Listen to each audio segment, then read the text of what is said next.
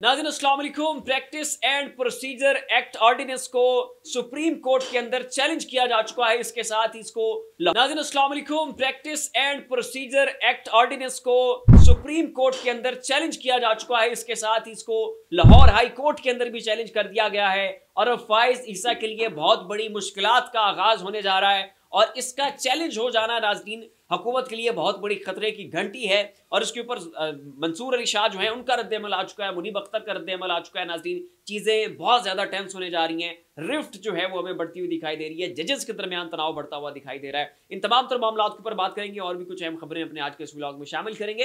लेकिन उससे पहले आपसे रिक्वेस्ट है कि इस चैनल को जरूर सब्सक्राइब करें, साथ जो बेल आइकन है उसके ऊपर भी लाजमी क्लिक कीजिएगा ताकि वो तमाम तर खबरें जिनकी कवरेज मेन स्ट्रीम मीडिया के ऊपर नहीं हो रही है वो आपको इस एक प्लेटफॉर्म के ऊपर मिल सके। अब नाज़रीन सुप्रीम कोर्ट के अंदर प्रैक्टिस एंड प्रोसीजर एक्ट के अंदर जो ऑर्डिनेंस आया है उसको चैलेंज कर दिया गया। इससे पहले इसको लाहौर हाई कोर्ट के अंदर भी चैलेंज कर दिया गया था और इसके बारे में थोड़ा सा एक पस मंजर मैं आपको बताता चलूं कि पहले बेंचेस बनाने का इख्तियार जो है वो सुप्रीम कोर्ट के मोस्ट जो सीनियर जजेस थे, 3 सीनियरिटी लिस्ट में जो सबसे सीनियर जजेस आते हैं उनके पास हुआ करता था। लेकिन ऑर्डिनेंस के जरिए ये पूरा इख्तियार जो है आप कह लें कि एक तरह से फाइज ईसा को सौंप दिया गया है। फाइज ईसा को यह इख्तियार दे दिया गया है कि आप उस सीनियरिटी लिस्ट को बाईपास करके अपनी मर्जी की 3 रुकनी कमेटी बनाएं और वो 3 रुकनी कमेटी जो है वो इस चीज़ का तयन करे कि किस मामले की सुनवाई कब होनी है, कौन सा केस कब समाअत के लिए मुकर्रर करना है और कौन सा बेंच जो है वो बनाना है। अब ये सारे इख्तियार जो हैं वो फाइज ईसा को सौंप दिए गए। तो इसके लिए जनाब जो है तहरीक इंसाफ ने इसके खिलाफ भरपूर किस्म का एहतजाज किया है। इसको लाहौर हाई कोर्ट में चैलेंज किया जा चुका है। इस ऑर्डिनेंस को जो है वो सुप्रीम कोर्ट के अंदर चैलेंज किया जा चुका है। Supreme Court practice and procedure तरमीमी ऑर्डिनेंस के खिलाफ वहाँ पर दरख्वास्त दायर हो चुकी है। दरख्वास्त में प्रैक्टिस एंड प्रोसीजर तरमीमी ऑर्डिनेंस को कलअदम करार देने की इस्तदा करते हुए कहा गया है कि प्रैक्टिस एंड प्रोसीजर तरमीमी ऑर्डिनेंस आईन पाकिस्तान से मुतसादिम है। तरमीमी ऑर्डिनेंस के तहत किए गए इक़दाम को भी कलअदम करार दिया जाए। केस का फैसला होने तक तरमीमी ऑर्डिनेंस पर हुक्म इम्तना जो है वो भी जारी किया जाए। अब नाज़रीन जो जस्टिस मंसूर अली शाह हैं वो तो पहले ही इस ऑर्डिनेंस का बायकॉट कर चुके हैं। वो ये भी कह चुके हैं कि इस ऑर्डिनेंस के तहत जो 3 रुकनी कमेटी बनी है मैं उसके अंदर मीटिंग्स करने से भी जो है वो इनकार कर चुके हैं। 3 सफ़ात के ऊपर मबनी लेटर जो है वो भी चीफ जस्टिस को लिख चुके हैं कि क्यों आपने जस्टिस मुनीब अख्तर को उस कमेटी से निकाला है। और जस्टिस मुनीब अख्तर का भी ये कहना है कि मैं ऐसी किसी बेंच के अंदर नहीं बैठूंगा कि जो बेंच जो है वो इस ऑर्डिनेंस के तहत बनेगा और मैं उस किसी भी बेंच का हिस्सा बनने से अब मुकम्मल तौर पर इनकारी हूँ। और ये नाज़रीन इस वक्त जस्टिस मुनीब अख्तर, जस्टिस मंसूर अली शाह ये मिलकर एक ब्लॉक बना के और जस्टिस अतर मिनल्ला और बाकी जो इन 8 जजेस का ब्लॉक है वो पहले ही एक साथ है। तो अब नाज़रीन फाइज ईसा के लिए सुप्रीम कोर्ट के अंदर चीज़ें बहुत ज़्यादा टेंस हो चुकी हैं। फाइज ईसा वहाँ पर मिनॉरिटी में मौजूद हैं, गिनती के 4 जजेस जो हैं वो इस वक्त उनके साथ हैं और मेजॉरिटी सुप्रीम कोर्ट के अंदर इस वक्त जो है वो मंसूर अली शाह के साथ खड़ी है। और मंसूर अली शाह के होते हुए और जस्टिस मुनीब अख्तर के होते हुए फाइज ईसा जो है इस वक्त मुकम्मल तौर पर हमें तनहा नजर आ रहे हैं। अब दूसरी जानिब नाज़रीन जो मखसूस नशिस्तें हैं उसके ऊपर जस्टिस याहिया अफरीदी जो है नाज़रीन सुप्रीम कोर्ट के अंदर 13 रुकनी लार्जर बेंच ने जो है मखसूस नशिस्तों का केस सुना था। 8 जजेस ने जो है वो मखसूस नशिस्तें तहरीक इंसाफ को देने का ऐलान कर दिया था।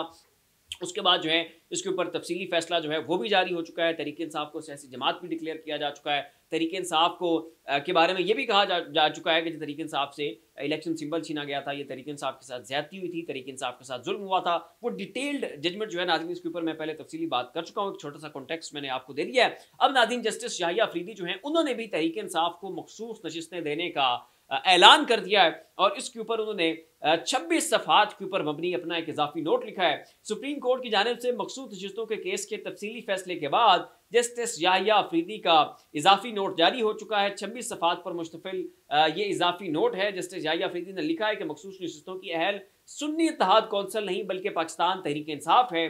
जस्टिस याहिया अफरीदी ने अपने नोट में लिखा है कि सुन्नी इत्तेहाद कौंसिल आइन के मखसूस नशिस्तों के असूल के तकाज़ों को पूरा नहीं करती। ये जमात मखसूस नशिस्तें लेने की अहल नहीं है।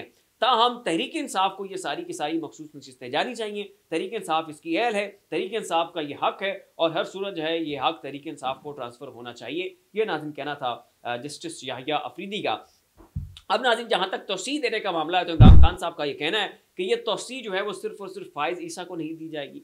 ये तौसीह जो है वो सिर्फ और सिर्फ chief election commissioner Sikandar Sultan Raja को नहीं मिलेगी। ये तौसीह जो है वो इसके साथ थर्ड अंपायर जो है उसको भी मिलेगी। और यहाँ पर थर्ड अंपायर से उनकी मुराद पाकिस्तान की आर्मी चीफ है। और खान साहब का कहना है कि अगर ये ऐसा सिलसिला शुरू होता है तो अब मुल्क की स्ट्रीट मूवमेंट के लिए हम वक्त तैयार हैं और किसी भी लम्हे इस स्ट्रीट मूवमेंट का आगाज किया जा सकता है। और ये भी खान साहब का कहना है कि ये आप लोगों की भूल है कि ये एक मरतबा से फिर इस आईनी तरमीम को पास करवाने की कोशिश नहीं करेंगे, ये कोशिश करेंगे और इस दफ़ा इनकी हत्तुल इम्कान कोशिश होगी कि ये इसमें कामयाब हो जाएं। अब नाज़रीन, इस्लामाबाद के हवाले से कुछ बड़े होशरबा किस्म की चीज़ें सामने आई हैं। गुज़श्ता 8 माह के दौरान इस्लामाबाद, पाकिस्तान का कैपिटल, पाकिस्तान का दारुल हुकूमत, वहाँ पर अमन व अमा की जो सूरत हाल थी उसके हवाले से बड़े ख़तरनाक किस्म की एक रिपोर्ट सामने आई है। और अगर पाकिस्तान की कैपिटल के अंदर लॉ एंड ऑर्डर की सूरत हाल ये है, वहाँ पर पाकिस्तान के आम शहरियों का इस्तेसाल हो रहा है और डाकूजनी और राजनी और डकैतियाँ सारा कुछ हो रहा है, तो सोचे बाकी पाकिस्तान में क्या कुछ हो रहा होगा।